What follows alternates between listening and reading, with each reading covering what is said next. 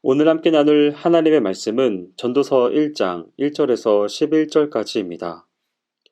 사람은 태어나면서부터 죽음에 이르는 그 순간까지 수많은 문제들과 질문들 앞에 서게 됩니다. 유치원에서, 초등학교에서, 그리고 중고등학교에서 수많은 시험을 치르고 시험지 한 장마다 빽빽하게 들어찬 문제들을 볼 때에는 누구나 그러한 문제들에게서 벗어날 수 있는 성인이 될 때를 학수고대합니다. 그러나 성인이 되면 그러한 질문들에게서 완전히 벗어날 수 있습니까? 미리 공부하여 답을 외울 수 있는 시험에서는 벗어날 수 있을지 몰라도 나이가 들어가고 세상이 어떤 것인지를 깨달아 갈수록 더 어렵고 해결의 가능성조차 잘 보이지 않는 질문이 우리의 머리를 아프게 합니다. 많은 사람들은 이러한 문제들을 무시해버리고 기억하지 않음으로써 해결하려 하기도 합니다. 그러나 그것은 아무런 해결책이 되지 못합니다. 왜냐하면 우리가 아무리 생각하지 않으려고 애쓴다 할지라도 우리의 마음 깊은 곳에는 이미 그 문제들에 대한 답을 얻고자 하는 강력한 소망이 자리 잡고 있기 때문입니다. 이제 우리는 본문을 통해 자신의 삶을 진지하게 대하는 사람이라면, 그리고 솔직하게 자신의 고민을 드러낼 수 있는 사람이라면 누구나 만날 수밖에 없는 그 질문들을 연구했던 한 사람을 만날 수 있습니다. 다윗의 아들, 예루살렘 왕 전도자라고 삼중적으로 자신을 소개한 솔로몬, 바로 그 사람입니다. 인류 최대의 지혜자로 손꼽히는 이 사람의 입을 통해 우리를 고민하게 하는 질문을 들어보기를 원합니다. 첫째, 영원히 있을 것은 무엇입니까? 만약 여러분에게 이 세상에 죄가 들어옴으로써 발생한 결과를 가장 명확하게 보여주는 부분을 성경에서 찾으라고 한다면 어떤 부분을 선택하시겠습니까? 나름의 생각에 따라 여러 가지 구절들을 들 수 있을 것입니다. 그러나 그 중에서도 창세기 5장에 기록된 아담으로부터 노아의 세 아들에까지 이어지는 족보는 우리의 머리를 치는 듯한 충격으로 다가옵니다. 이 족보를 보면 아담은 930세를 살고 그 아들인 셋은 912세, 에노스는 905세, 게나는 910세를 삽니다. 그리고 가장 오랜 삶을 산 무두셀라는 무려 969세를 향수합니다. 그러나 성도 여러분, 우리가 진정 주목해야 할 것은 바로 그 다음입니다. 아담도, 셋도, 에노스도, 무두셀라도, 그리고 대홍수 속에서도 살아남았던 노아는 향수하고 죽었더라 라는 말을 피하지 못하고 있는 것입니다. 그렇습니다. 969세를 넘는 긴 삶의 끝도, 100년을 채우지 못하는 현대인의 짧은 삶의 끝도 역시 죽음이며 우리들의 삶 역시 죽음으로 끝을 맺게 될 것입니다. 본문에서 전도자는 이러한 사실을 충분히 기억하며 이야기를 전개합니다. 한 세대는 가고 한 세대는 오되 이전 세대를 기억함이 없으니 장래 세대도 그 후 세대가 기억함이 없으리라. 그러나 이렇게 죽어가는 것은 사람만이 아닙니다. 우리가 딛고 서 있는 땅도, 지구의 빛과 열과 생명을 공급하는 태양도, 아니 이 우주 전체도 언젠가는 소멸하게 될 것입니다. 천문학자들은 약 50억 년 이후에는 지구가, 약 100억 년 후에는 태양이 그 일생을 마치고 소멸하게 된다고 하지만 그 이전에 언제 하나님의 심판을 받아 종말을 고할지는 아무도 알 수 없습니다. 다만 분명한 것은 그것들도 영원하지 못하다는 것입니다. 성도 여러분, 이제 차분히 생각해 보시기 바랍니다. 우리가 보고 듣는 것, 아는 것 중 무엇이 영원토록 존재할 수 있습니까?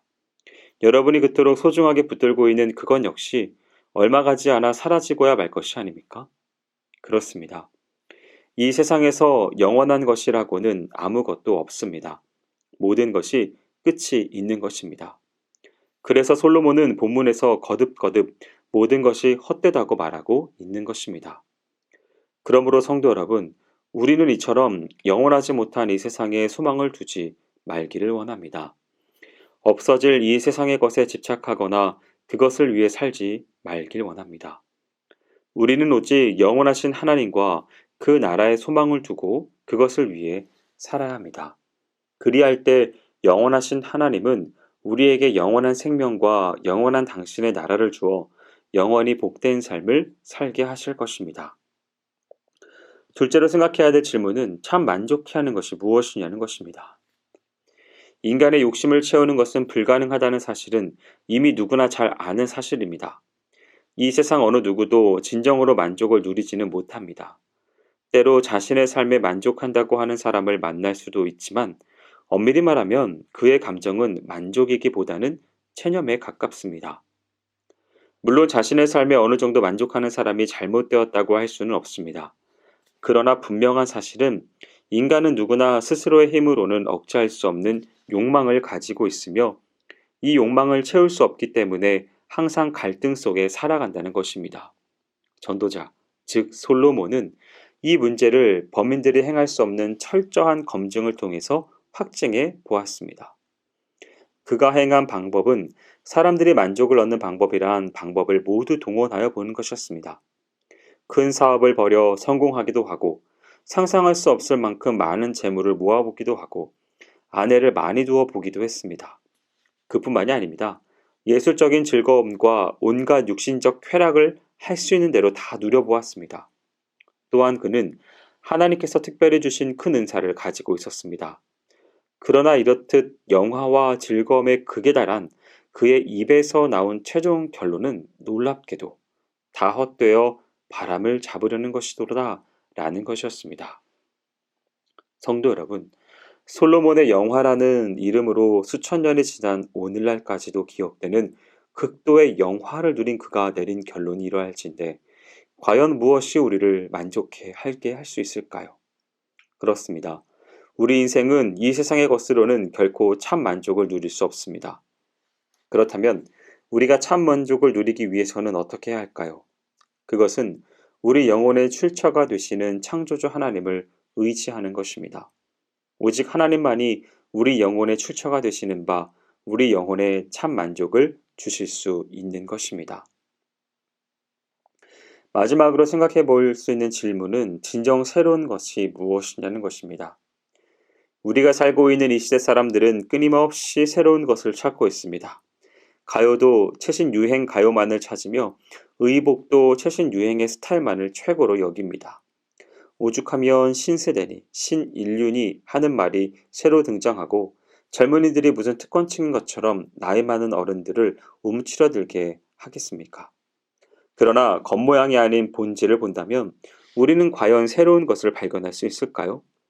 일하는 장소가 농토에서 사무실로 바뀌었을 뿐 종일 수고하고 노동해야만 하는 것은 예나 지금이나 변함이 없습니다.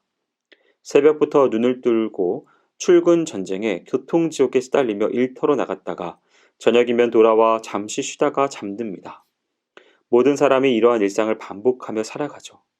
젊은이들이 신세대라는 말로 MZ세대라는 말로 중장년층과의 사이에 선을 긋고 다르게 대접받으려 하지만 현재의 중장년층이 젊은이였을 때도 그러한 현상은 있었습니다. 단지 조금 더 겉으로 드러내느냐 아니면 어른들의 눈이 무서워 속으로 감추고 있었느냐의 차이가 발생할 뿐입니다. 참으로 어떤 이의 우스갯소리대로 구석기 시대의 동굴 안쪽 벽에 요즘 아이들은 버릇이 없다라는 말이 있은지도 모릅니다. 세월이 흘러도 새 것이 없다는 사실은 인류 문명의 끝없는 발전을 굳게 믿는 이들에게는 충격이 아닐 수 없을 것입니다. 그러나 성도 여러분, 인생이란 그런 것이 아닙니까? 60, 70이 지나가 버린 인생을 돌이켜 볼 때에 특별히 기억할 만한 새로운 것이 있습니까? 전도자는 말합니다. 이미 있던 것이 후에 다시 있겠고 이미 한 일을 후에 다시 할지라 해 아래는 새 것이 없나니 무엇을 가리켜 이르기를 보라 이것이 새 것이라 할 것이 있으랴 우리 오래전 세대에도 이미 있었느니라. 사람들은 새로운 제도를 창안했다고 자랑하고 새로운 기계와 생활용품들을 발명했다고 하여서 콧대를 높이지만 우리는 그것들이 하나님께서 이미 창조하여 놓으신 재료로부터 만들어지지 않으면 존재조차 할 수 없다는 사실을 잘 알고 있습니다. 성도 여러분, 이것이 바로 인간의 삶의 실상입니다. 열흘을 살고 1년, 10년을 살아도 아무런 새로운 것을 발견하지 못하는 삶, 참으로 지루하기 짝이 없는 이 삶이 바로 여러분을 비롯한 모든 사람들의 삶인 것입니다. 그렇다면 정녕 새로운 것은 없을까요? 아닙니다. 하나님 안에 새로운 것이 있습니다. 아니, 하나님 안에 있는 것은 모든 것이 새롭습니다. 왜냐하면 하나님은 영원하사 항상 새롭기 때문입니다. 그러므로 영원토록 새로운 것을 원하십니까? 하나님 안에 거하십시오. 사랑하는 성도 여러분, 인간이라면 누구나 세 가지 질문을 가지고 있습니다. 영원히 있을 것은 무엇일까? 참 만족해 하는 것은 무엇일까? 진정 새로운 것은 무엇일까? 참으로 우리가 이러한 질문에 대해 이 세상에서 그 답을 찾고자 한다면 실패할 수밖에 없습니다. 실로 인간은 이 세상에서는 영원한 것이 없으며 인생은 짧은 삶 속에서도 진정한 만족을 얻지 못합니다. 또 보는 것마다 옛것이요 옛 생활을 벗어나지 못하는 것뿐입니다. 참으로 하나님이 없는 자에게는 영원한 것이 있을 수 없으며 그에게 삶은 허무로 가득 찬 것일 수밖에 없습니다. 그러나 하나님을 섬기는 자에게는 영원한 하나님이 계시며 영원히 변치 않을 하나님의 말씀이 있습니다. 그뿐만이 아닙니다. 이 세상도 정욕도 지나가지만 오직 하나님의 뜻을 행하는 그는 영원히 거할 것입니다. 또한 하나님을 떠난 자에게 참 만족이란 있을 수 없지만 하나님을 섬기는 자에게는 그 하나님께서 영원한 만족이 되어 주십니다. 나아가 하나님 없는 인생에게는 아무런 새로운 것이 있을 수 없고 하루하루가 무의미할 수밖에 없지만 하나님을 섬기는 인생에게는 이 모든 권태로움을 극복할 수 있는 담대한 소망, 곧 그리스도 안에서 새로운 피조물로서의 삶을 사는 복된 소망이 부여됩니다. 오직 한 가지 선택의 차이가 이처럼 큰 변화를 초래한다는 사실은 실로 놀랍고도 두려운 일이 아닙니까? 그러므로 이제 이 세 가지 질문 앞에 다시 서시기 바랍니다. 그리고 하나님을 아는 자로서 이 질문들 앞에 당당히 대답합시다. 그리할 때에 이 질문들은 우리의 탄식이 되지 아니하고 더없이 기쁘고 즐거운 환희의 함성 소리가 될 것입니다. 바라기는 오늘 말씀을 대하는 모든 성도분들은 이 질문에 대하여 하나님의 기쁨의 답이 되는 귀한 인생이 되시기를 주님의 이름으로 축원드립니다. 기도하겠습니다.